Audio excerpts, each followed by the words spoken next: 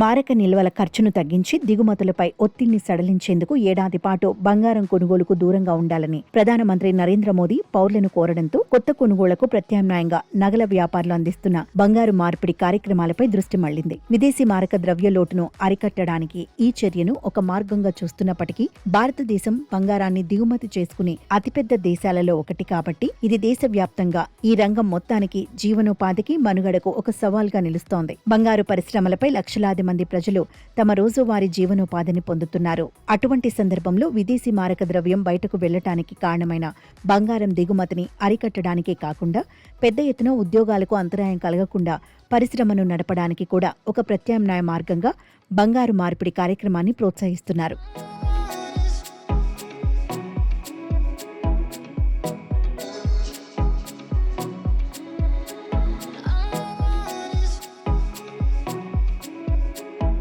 ప్రధాన సంస్థలలో Titan company యాజమాన్యంలోని తనిష్క్ తన బంగారు మార్పిడి కార్యక్రమాన్ని చురుకుగా ప్రోత్సహిస్తోంది. దీని ద్వారా వినియోగదారులు పూర్తిగా కొత్త బంగారం కొనుగోలు చేయకుండానే పాత ఆభరణాలను కొత్త ఆభరణాలుగా మార్చుకోవచ్చు. ఇది ఎలా పనిచేస్తుంది? తనిష్క్ గోల్డ్ ఎక్స్చేంజ్లో అందుబాటులో ఉన్న వివరాల ప్రకారం వినియోగదారులు ఏ నగల వ్యాపారి వద్దనైనా కొనుగోలు చేసిన పాత బంగారాన్ని తనిష్క్ స్టోర్కు తీసుకురావచ్చు.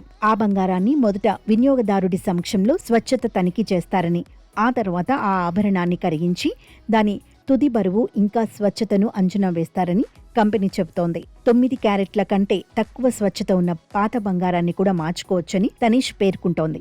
ఆ తర్వాత కొత్త బంగారం లేదా వజ్రాల ఆభరణాల కొనుగోలుకు అంచనా వేసిన విలువను సర్దుబాటు చేస్తారు. నిబంధనలు ఇంకా షరతులకు లోబడి ఏ నగల వ్యాపారి నుండి కొనుగోలు చేసిన పాత బంగారాన్ని మార్చుకున్నా దానిపై ఫ్లాట్ 0% తగ్గింపు ఉంటుందని కూడా ఆ కంపెనీ ప్రకటన చేస్తుంది. అదనపు దిగుమతులు అవసరమయ్యే సరికొత్త బంగారం లేదా ఆభరణాలను కొనుగోలు చేయడానికి బదులుగా కుటుంబాలు తమ వద్ద నిరుపయోగంగా ఉన్న బంగారు నిల్వలను నగదుగా మార్చుకోవటానికి ఈ కార్యక్రమాన్ని ఒక మార్గంగా ప్రచారం చేస్తున్నారు.